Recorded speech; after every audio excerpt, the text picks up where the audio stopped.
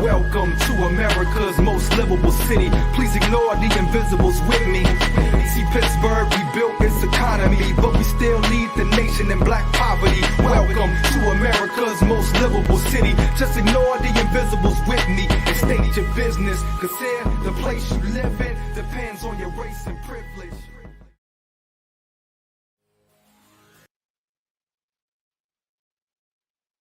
What's up, everybody? Welcome to What Black Pittsburgh Needs to Know. I'm your moderator, Dr. Cheryl Hall Russell with BW3, which is a DEI research firm. And I am joined today by Jasiri X. And of course, Jasiri X is the co-founder and CEO of One Hood Media. Where you at, Jasiri? Hey, peace. Just the two of us. Just the two of us. Yep. Dr. Bay had an engagement and won't be joining us today. For those who aren't familiar with our work, we talk about everything. We go from health to wealth to politics to but the driver behind this show is that you guys tell us what you want to hear about, what you want to talk about, and we try to stick to that. And today we talk about wealth. Sometimes that word wealth, it means a lot to different people. Sometimes it has negative connotations in the Black neighborhood and Black conversations. We think about Jeff Bezos. We think about wealth. What we need to talk about is how you can use money to support our well-being and really figure out ways to break it down so it makes sense to us. So we've got a guest coming on that's going to help us do that a little bit later. But in the meanwhile, what's been going on since we talked last, Jasiri, that you want to dig into in this first 15? Yeah, I mean, it's a lot happening.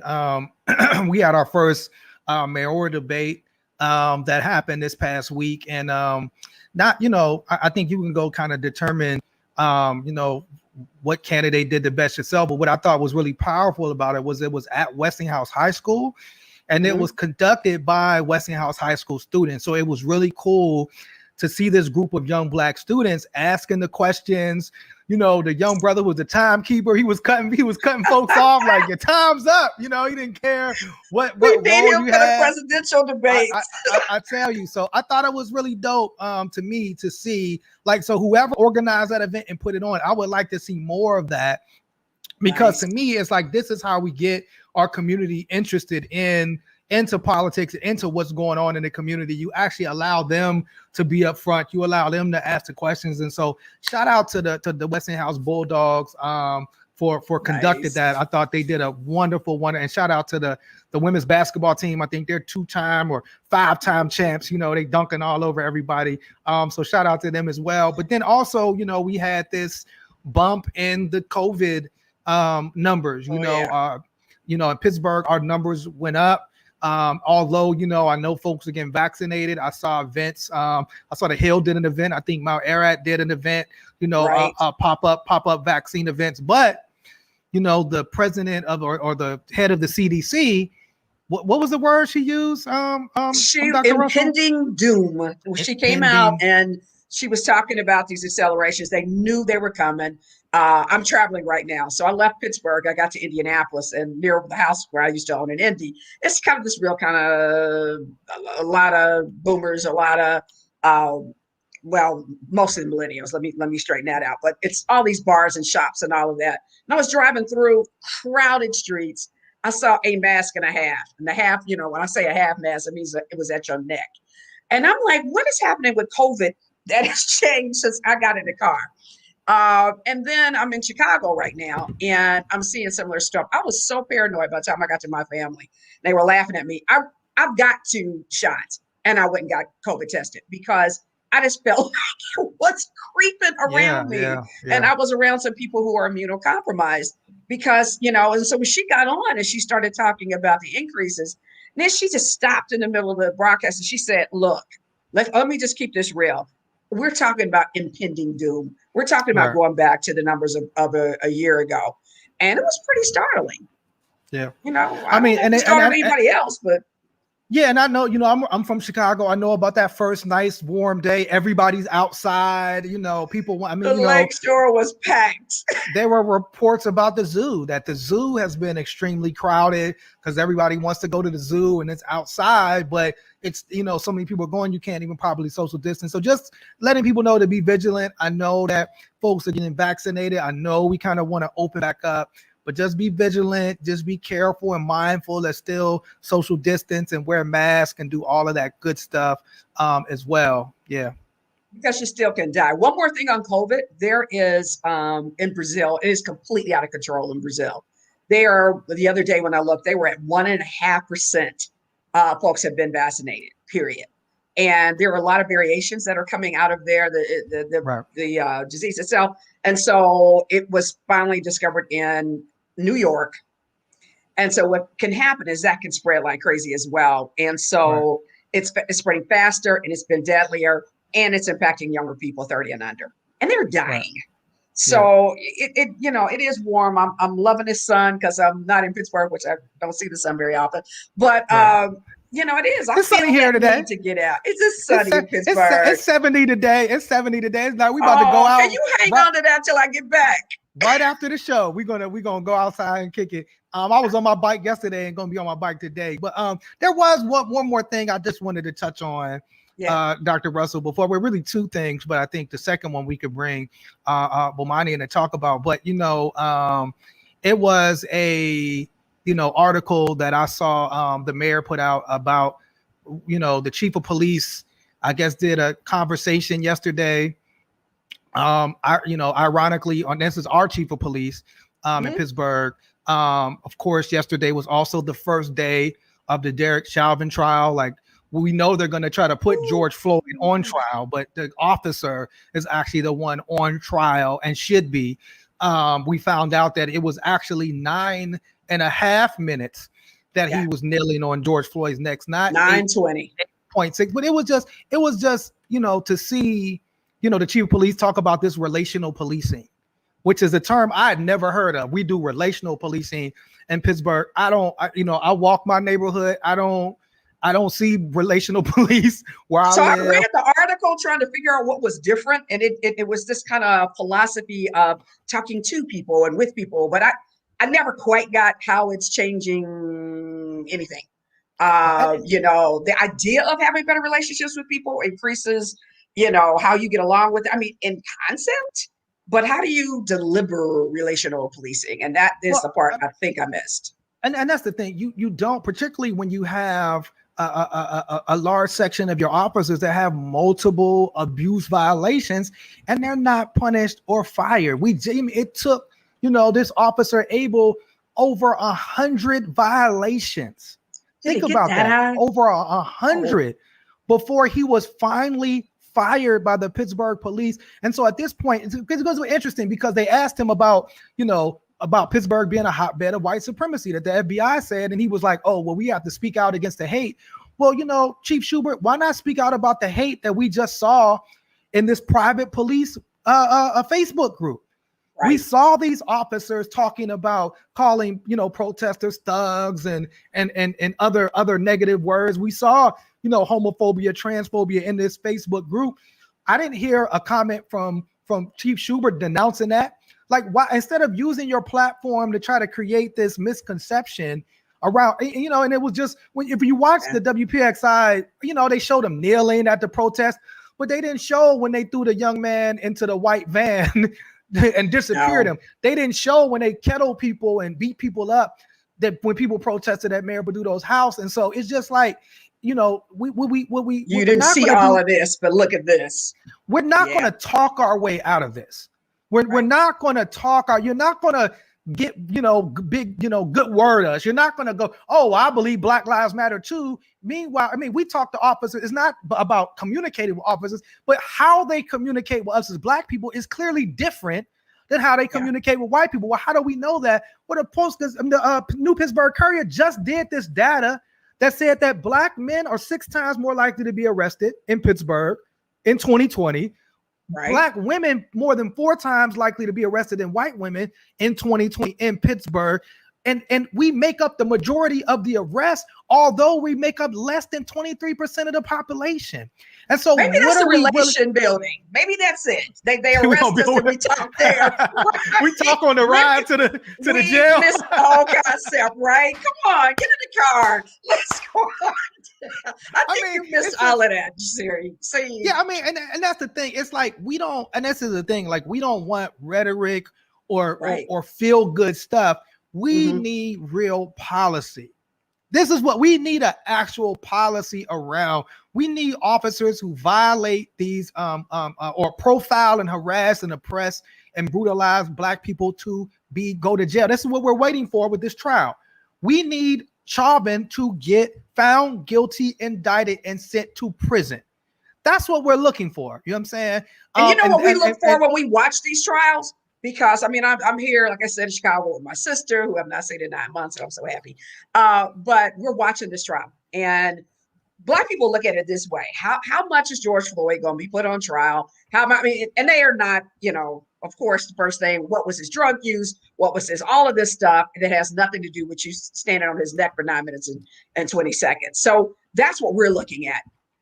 And because we've seen it so many times before in acquittals. Absolutely. And I don't know about you, but if they pull this one this time, I think what happened over the summer in terms of the mostly peaceful protests that we had may shift an entirely different direction. I don't say that in a threatening manner, but I think we're going to light up.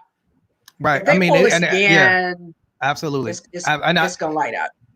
And that's, you know, that sadly could be the case. And you know, who knows? Like, and that's the thing. I think that's part of the issue, is that even though this officer is on tape and all of these people witnessed it, we've seen officers. We saw Michael Rossfeld shoot Antoine Rose 3 times in the back on videotape and was found not guilty. We've watched officers do crimes on videotape or do crimes on video and not be found guilty, and we don't want to see this happen this time. So you're absolutely right. There's no buying your way out of that either. There is no. I mean, the civil suits are great. I'm glad families are getting money, but that's not how this is going to work. As police departments purchasing their way out of it. So I was on the other day. You know, I know there are some things that I was encouraged about that the Pittsburgh police are doing. I'm on the north side. We had a couple incidents that were pretty scary, and you know, folks had kind of driven in the neighborhood from off the highway. There was a shootout. And I was a little freaked out about it, and somebody was chasing somebody. But what was interesting, there was this immediate response. The mayor was on the call, the chief of police was on the call, the commanders, at least 2 commanders were on the call. And one thing that the Allegheny Health Network had some folks on who were doing responses to folks with mental health issues.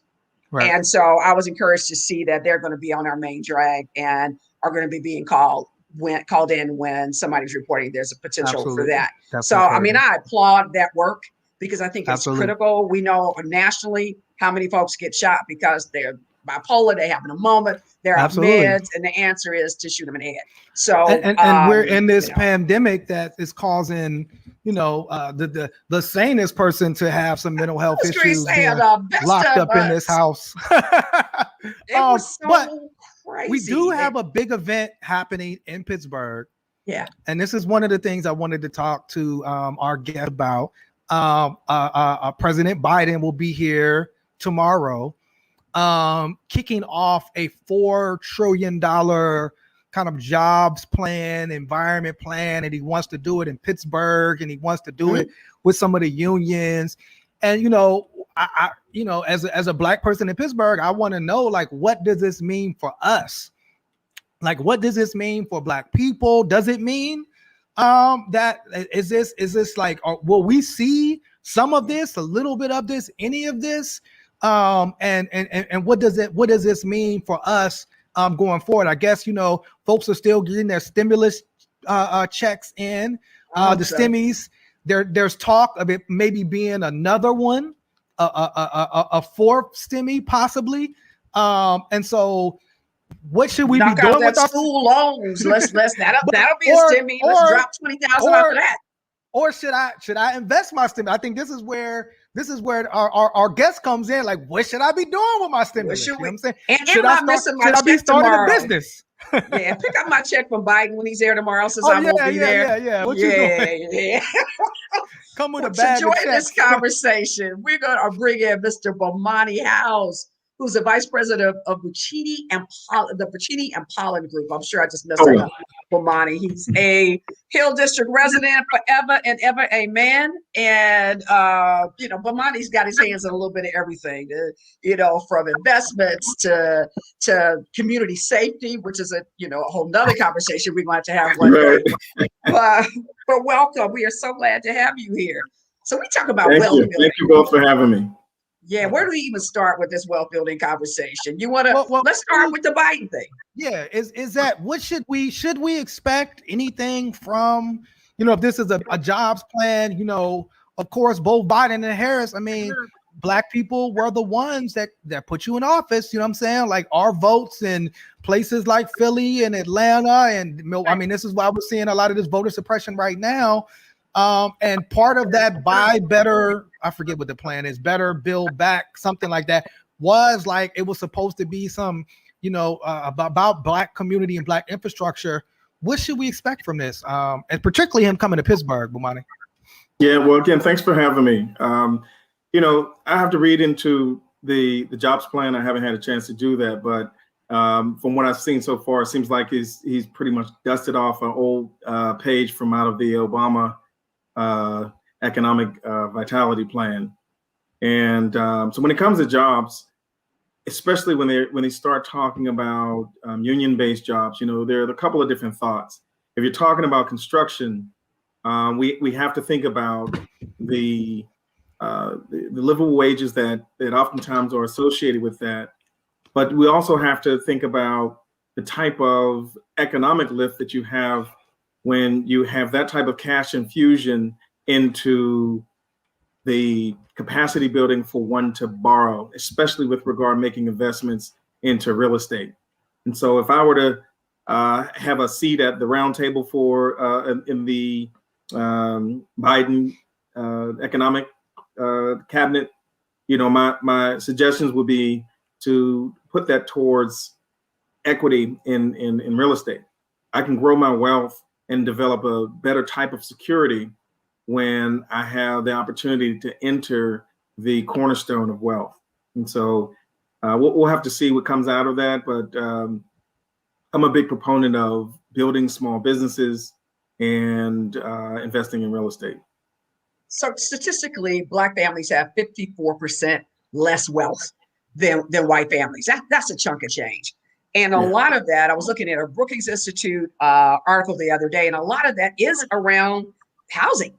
A lot of wealth building has been around real estate, what we own, what we don't own. And not only that, when we do own, our housing is artificially depreciated because of its location. The same house that you could buy in the Hill District, identical, when you move it to Squirrel Hill, suddenly becomes a hella lot more expensive to buy. So we're grounding down these prices, and so wealth building for us is a hell of a lot more harder. We got to double it up if we want to stay around each other.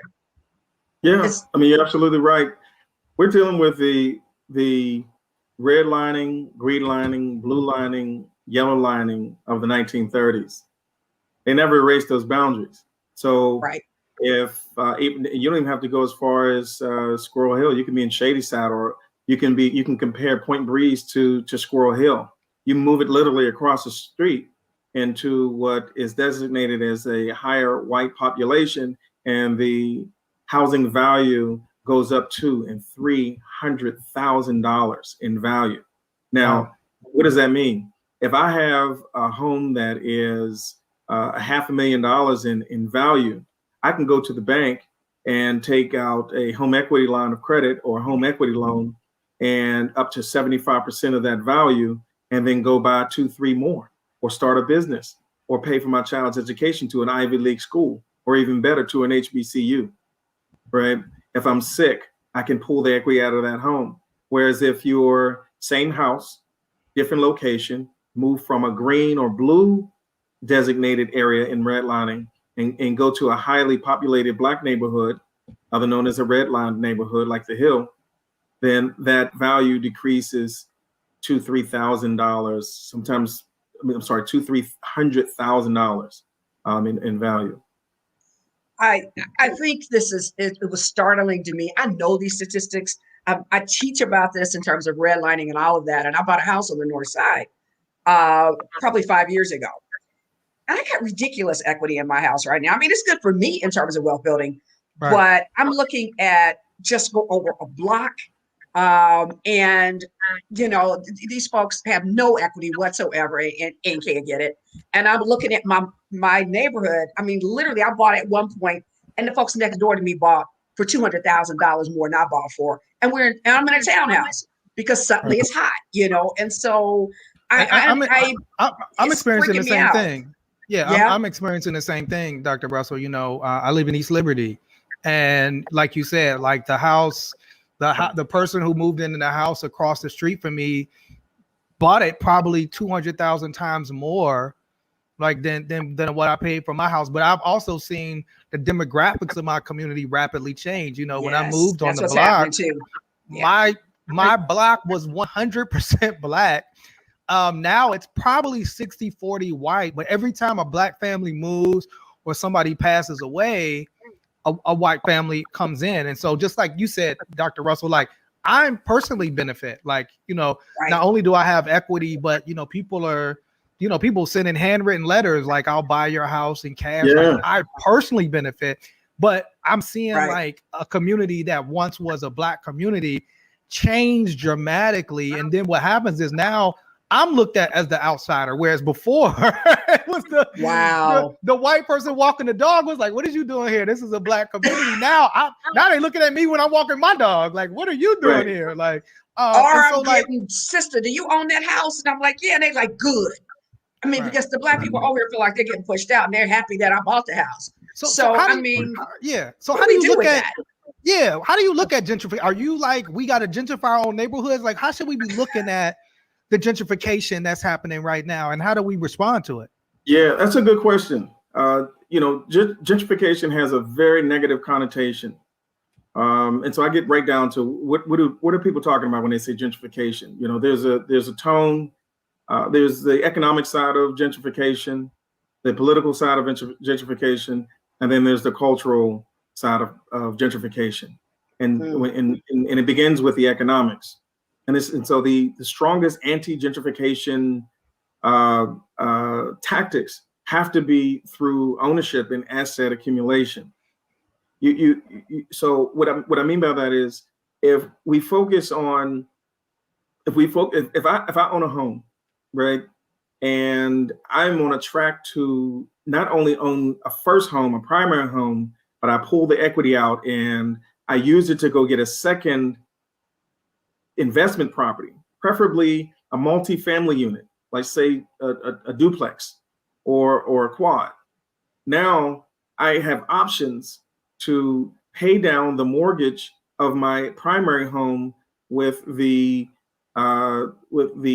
income that comes in from each tenant on the secondary investment property. And the reason why I always use that as an example is because the great American banking and housing fraud and scam is to trick people into buying these 30-year mortgages, right? And there's no knock on that.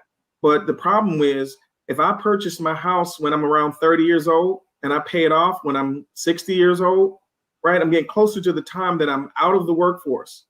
And so the opportunity to be able to go into my house is largely dependent on my ability to repay that loan. Whereas if we're looking around in our own neighborhoods that people used to be scared to come to, and we see these homes that, Ms. Johnson owns, and the kids went away to down to Florida or the DMV area, we need to keep an eye on Ms. Jones and make sure that the kids are in touch with their grandmama, big mama, or their mama, to make sure that generational wealth is passed down, right? Yep. And that they can help to keep up the value of the home, so that when the community rises in value in terms of housing values, that the wealth of the community rises as well. But it starts with home ownership. And that piece right there, wait, I'm gonna slow you down just a little bit. That piece right there, how often are these houses being lost to taxes, being, there's just a separation. People don't have an understanding of why keeping, Big Mama's house and keeping the taxes paid on it and keeping the lawn cut because somebody's going to look to pick it up. How much of the property, even in the Hill District itself, is still owned by the URA and not by families who grew up, 2-3 generations of Black folks on those families. I'm sitting right here on a street now, on the south side of Chicago. We were walking on the street with my cousin, and he was talking about that used to be owned by, that was empty, that one's empty, and nice homes, but families didn't keep up with, and now, it's right near Jackson Park. Folks want to come pick it up for $1 zillion at this point, but that could have been Black wealth building. It is happening in Pittsburgh in exactly the same way. Yeah, I mean, the market right now in Pittsburgh is on fire. It's on fire. What is that about? It's a seller's market. It's a big, even what you all were talking about earlier with regard to, the increased civil unrest. It's directly correlated to the economic shift.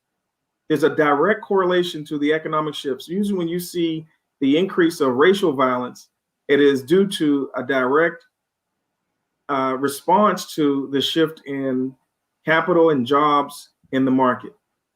And so we have to draw those, connect those dots. But the market, in terms of why it's a seller's market, you have this big infusion of cash like never before. When we talked about reparations for the last 30 years, 50 plus years, we could never find $4 trillion, right? Y'all being ridiculous. $2 trillion in 2 Congress and Senate House votes, right? And then they came up with another multi-trillion-dollar investment. So it's not, gone is the conversation about we can't find it.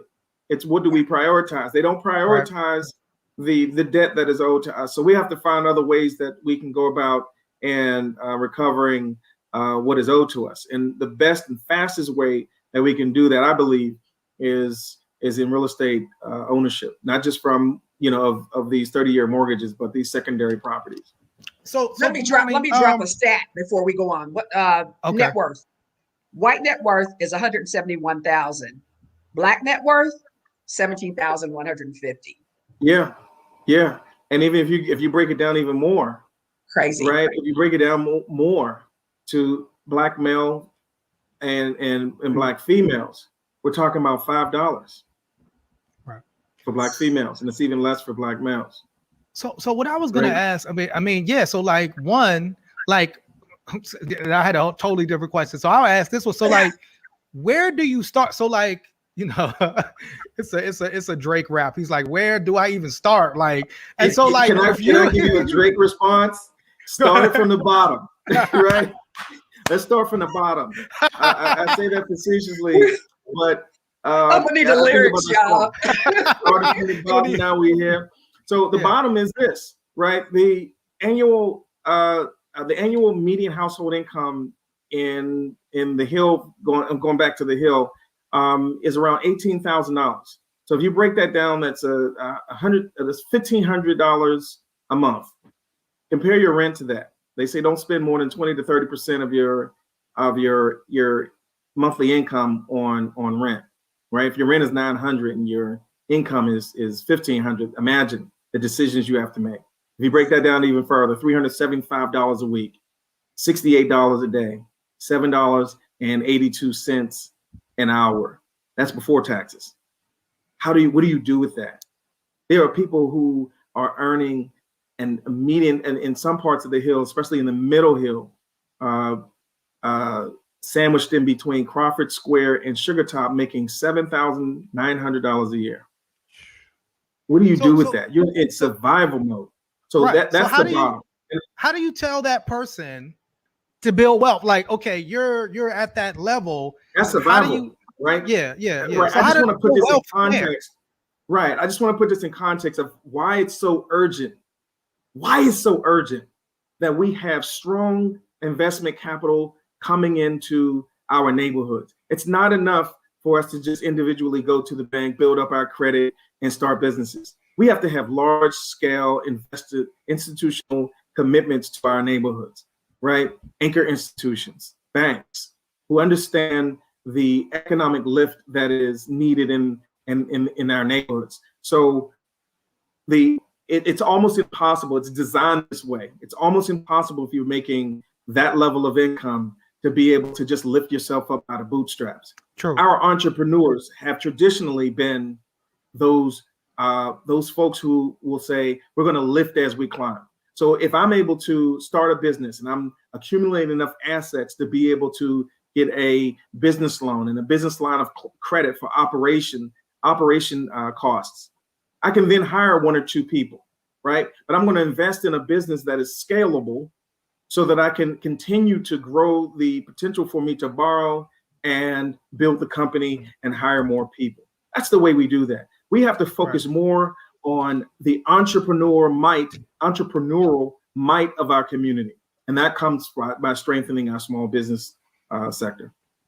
Wow. Yeah, one of the challenges, when we talk about the fight for 15, which actually should be the fight for 25, is, nobody's wanting to do it. It's like, these people are, those folks aren't deserving of what is going to still get them to only scrape along. And so, then you talk entrepreneurship, you got folks who are desperate about eating, trying to figure out what they're buying for dinner on Friday. And then, we're talking about entrepreneurship, and I think that is rising from what I'm seeing and what I'm reading nationally. There are more Black folks who are launching businesses, for the first time. My business Especially is Black paying women. other Black, right. My business is paying other Black women right now. And there's nothing nicer than to write a check right now for me to pay other Black women to help me do what I'm doing, and other Black people, period. But not a lot of us can afford to do that. And it's a slow build. And so, I think it has to be a slow and steady build and the expansion of entrepreneurship. And I love what Juan Garrett and RCI and those folks are doing. But short term, that is not going to change the lives. So as we talk about, what will, a lot of conversation about reparations right now, wiping out student debt, which of these things are doable? I'm 30 minutes now from Evanston, Illinois, that just passed a reparations law that is providing $25,000 to families who had been in Evanston between, I think it was 1919 to 1969, because the redlining was so crazy and incredible here that they know folks, were not able to build wealth. And so now, I don't know the details on how to get it, but, it's $25,000. It's a small step, but I think it's meaningful. It's a shot over the bow. What does that look like as a national? What's it look like in Pittsburgh, even, if we decide to go that way? Chicago has cited the best examples of how you go about getting reparations. The redlining in Chicago was some of the worst, and in Pittsburgh. Pittsburgh was one of the first cities to launch the redlining campaign that segregated America. But in Chicago, Ta-Nehisi Coates documented it well. What happened and how community groups organized to get reparations. So let's talk about a number. Black folks were robbed of $82 billion in just home equity. So let's just say, people make a complaint about slavery and say, oh, that's so far back, we can't find the institutions or the families that own slaves. Oh, yes, we can. But let's just start with the more recent. Redlining, where the federal government, the Federal Housing Administration, the Federal Highway Administration, and the mortgage industry spent $121 billion creating segregated America, highways to cut through Black neighborhoods and lead into your suburbs for small, affordable housing. So if you go to the North Hills, the South Hills, Monroeville, Plum, and all these areas, if you notice, their homes are like little small salt box houses. That was affordable housing. It was manageable for working class families, right? Whereas they were gutting the economic vitality and the equity out of the homes in Black communities. The worst part about this is not the $82 billion that was stolen, because this is an actual crime you can take to court and prove, right? It's the $93 billion in equity that will be lost from the next generation. Wow. 93 billion, the next generation. So whereas wealth is a continuum, a generational continuum of the accumulation of assets, for us, wealth is being depleted into the tens of billions generation after generation. Wow. I do a presentation about Black wealth building and as part of my work. And I introduce it with showing my family. You know, here's my grandma. My grandmother lived till she was 109. I introduced her father, who I knew as well. And my folks get old, so I knew all these people. And so, everybody's warming up. And then I switched to the next slide. And there's this picture of this white man. And I actually have pictures of people who own my family. I have pictures of the land. I have 3 generations of pictures of that family that owned my family in Mississippi. And I started doing overlays about how they built wealth and how we were unable to. I started looking at all the government programs and all this. I mean, stuff that Biden is talking about now, how much of that we actually were able to have access to. I have his land deeds. I have all of this information about what they were able to do to kind of hold on to land and build their wealth while my parents and everybody else were getting redlined, and how we, just got enough, but no real massive wealth building, and how well, that family ended up doing and kind of where we are now. And it really nails down to people just what this looks like in real time. Because like you said, Bomani, it's like, that was back in slavery. You guys should have figured it out. And I'm showing people this is why we haven't. Because y'all been real deliberate about not giving us access. And Dr. Russell, we can go even a few years ago, one of the things that, this administration introduced was the support specifically for Black farmers, the aid to Black farmers. And, they were saying that and then of course, white farmers jumped up and they were immediately upset. But they said last year, I want to say they said 97 to 98% of all aid went to white farmers last year. And they said, in some studies under Trump, it was less than 1% of aid actually went to Black farmers. And so just kind of like what you talked about, but I wanted to ask you, because Bomani, you're talking about real estate and home ownership. And, one of the things we highlighted a few weeks ago, Dr. Bay showed us this stat of how Pittsburgh has one of the largest gaps in Black and white home ownership, even though the affordability, and Dr. Russell had brought this up in pre-production. Like, it's like if you make $35,000 or $36,000 in Pittsburgh, you can buy a house. So like this is one of the most affordable places to buy a house, but yet the gap between Black and whites are so stark. What advice can you give to like Black people in terms of like that you're interested in getting into real estate, but you might be kind of like you said at that medium income bracket? Is there any advice? Yeah, and that's the toughest question. When you don't have money, everything, it's not just an affordable housing crisis, it's an everything crisis. It's transportation, it's healthy food, it's medicine, it's everything. Yeah, I think the government is doing the least of what can be done with regard to affordable housing. But we can't stay there forever, right? We have to retool. When foreigners come over here, right? They have a family and cultural economic framework. These are ethnic group economies that gives them the kind of lift to pull the poor among them out of poverty into the next bracket, right? So if they have these, and I'm gonna tell you, so I flip houses, I renovate houses, hold them or sell them. And I'm gonna tell you, these foreign groups come over here, they got a whole different mentality and work ethic over Black and white. They're hardcore when it comes to group economics. They circulate that dollar within their own companies several times. And we hear about this all the time. In the Jewish community, you have, it circulates like 12 times, and you can go on to each ethnic group and think about it, right? But if you don't have businesses, it won't circulate not even once, right? So this concept of ethnic group economies, where you have a rise in entrepreneurship and you have this value of ujamaa or cooperative economics, where we're going to do business with each other. We have a value for doing that. That's how you lift up the poor among yourself. It is an everlasting death trap if we focus only on the employee box. One of the greatest books that you should probably pick up is Rich Dad, Poor Dad, where he talks about the cash flow quadrant. the employee box, the self-employed, business owner, and investment box. If we stay in the employee box rather than the self-employed or business owner box or becoming investors, it's a trap that is never designed for us to get out of. But, a lot of times we're a step behind because of oppression. So, I mean, for my mom's generation to see me be able to, go corporate and, earn, again, always at the mercy of somebody else. But I mean, it was a huge step up because it was like, wow, look at this.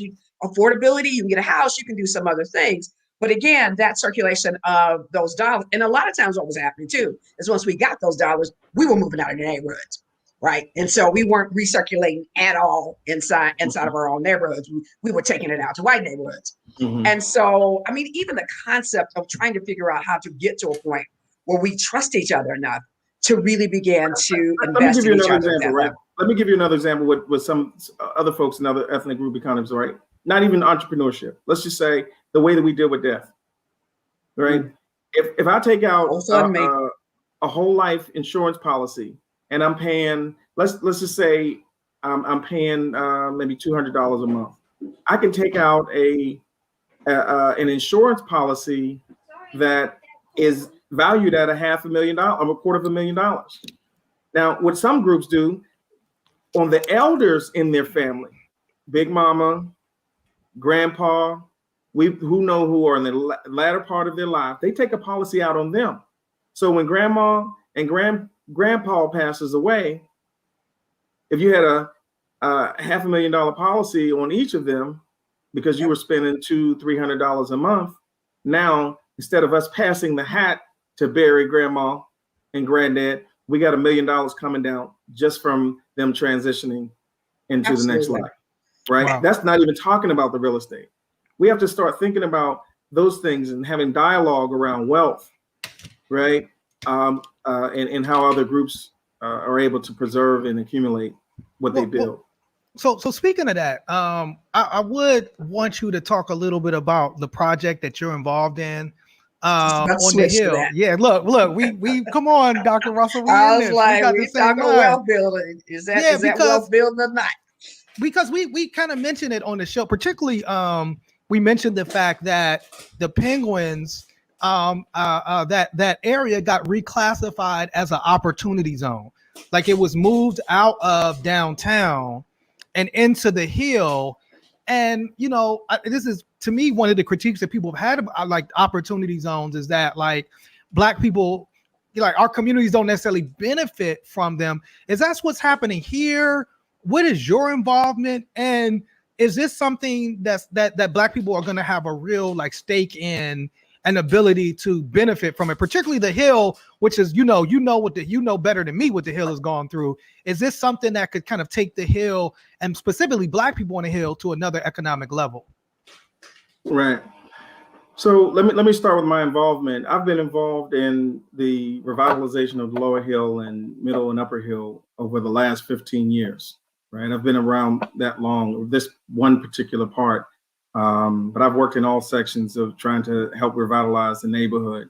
And we've gone through several iterations of our community plan and the economic plan, the community collaborative implementation plan. And we're at this place now where we have an opportunity for real implementation, right? We've been planning, negotiating, and organizing, mobilizing since 2006. That's how long we've been around the table. And so just recently took a position with Buccini Pollin Group. I'm the Vice President of Development, and we are building the first parcel, which is at the corner of Washington Place and Bedford Avenue. It's a $234 million project, 26-story tower. And so, a lot of folks are saying, oh God, is this the coming of gentrification? Right? Gentrification doesn't come by way of one building, right? Gentrification comes when you do not have at the economic, political, and cultural outposts people in position who can manage the wealth distribution or the investment capital coming into the area. And so I mentioned that because 15 years ago, we didn't have the type of economic or economic capital flowing into the neighborhood, nor did we have the political positioning of the stewards who could be watchful and could be directors on this in this project. And so I mentioned that because on a political front, we have State Representative Jake Wheatley, who's been very strong and instrumental in terms of directing state funds towards the district. District 19 is his. And then you have Councilman Lavelle, who is the councilman who was just voted or brought back in unopposed, councilman of District 6, which carries the second and third largest revenue producing areas in the entire state of Pennsylvania. And that's downtown Pittsburgh, which is number 2, down in Oakland, which is number 3. Hill District sits right in the middle, right? Wow. And so to stave off gentrification, you have to have that type of political power. On the economic front, when developers come into the neighborhood with an idea about how to build, or something that they want to build, we have to sit down and know the rules of economic engagement so that we can be savvy and not blow an opportunity by blowing up the board, right? We know how to fight. Hill District, HI all day, we know how to fight. We're a fighting community, right? But in a game of chess, it's about making moves and making deals.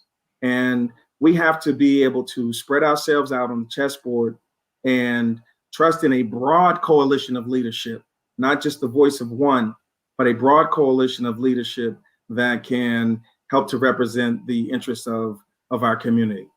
And so I know there's a mouthful. I know you said something about opportunity zones too, but I'll see you have another question. I can touch on that too, if you like. I'll let Dr. Russell hop in. You're muted, Dr. Russell.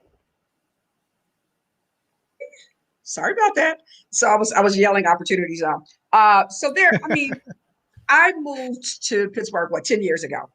And so that Lower Hill project was heating up before I even got to town, right? And there were so many fits and starts. Here it is, here it isn't. Here's the relationship with the Pens. It's gone. I had never, it has been an emotional journey for that community. It has been a journey to fight for wealth building, the term wealth building. It's continued to be used in that community a lot.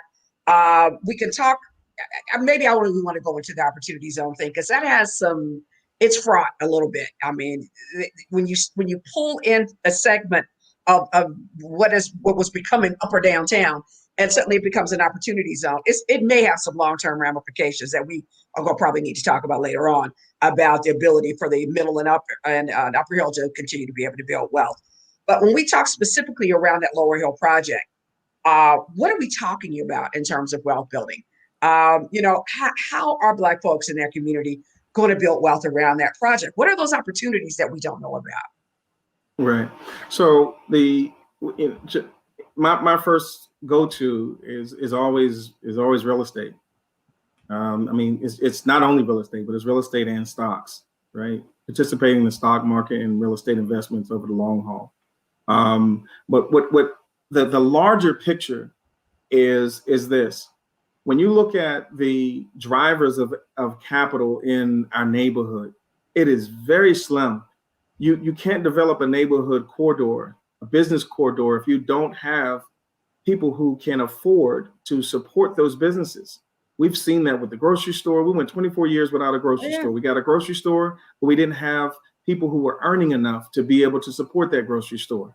We see it with these pop-ups, the Subway sandwich stop, 2 or 3 times popped up, closed down, right? We had a, Farmers Insurance Company, popped up, closed down. Coffee shop, popped up, a Crazy Mocha, popped up, closed down. And so when you see this type of shutdown of businesses, this is pre-COVID. We have to step back and ask ourselves, why is our commercial corridor unable to thrive? True. And it's because we don't have, going back to those stats, the Hill District has about 35,000, the highest income in the Hill District in terms of areas is 35,000 annually. And that's Crawford Square. Then on the other end, you have 28,000 annually. And in the middle, it drops off down to 18 and then even $7,900 annually. Wow. And so you don't have people who can afford to buy a $3-4 cup of coffee, right? Or a dry cleaners and go get your clothes pressed for $20, right? You have to build the income, and we can't. Nobody's coming to save us. We have to build our entrepreneurial might so that we can control our own destiny. Wealth is not built in the employee box of somebody else's company. It never will. I have one more question. And you know, I agree. I mean, you know, when you go down, you go down Murray Avenue or you go down Homewood Avenue, you just see two. One area you see a thriving business district, and the other area you don't. And I know there's, this Avenues of Hope is a possible program that we hope, we hoping that it's more than just talk, but that it gets it right. You know what I'm saying? But my question is more personal, because I had heard, and I wonder if this is still on the table, that the Hill was being looked at as like a possible like Black arts district. I'm an artist. I know, there was some artists that right. So and right, because when you go you go to different cities, and I travel a lot, and I go to a city and I'm like, well, where are my people at? Where's the Black culture located? Where's the Black cultural district? So is that still a conversation about the Hill becoming that like Black cultural district as a way to attract more investment, more people there? Yes. So we have community processes whereby development projects are evaluated and then shared with the community. One of the components of this particular project is to reconnect Wiley Avenue to its lower self.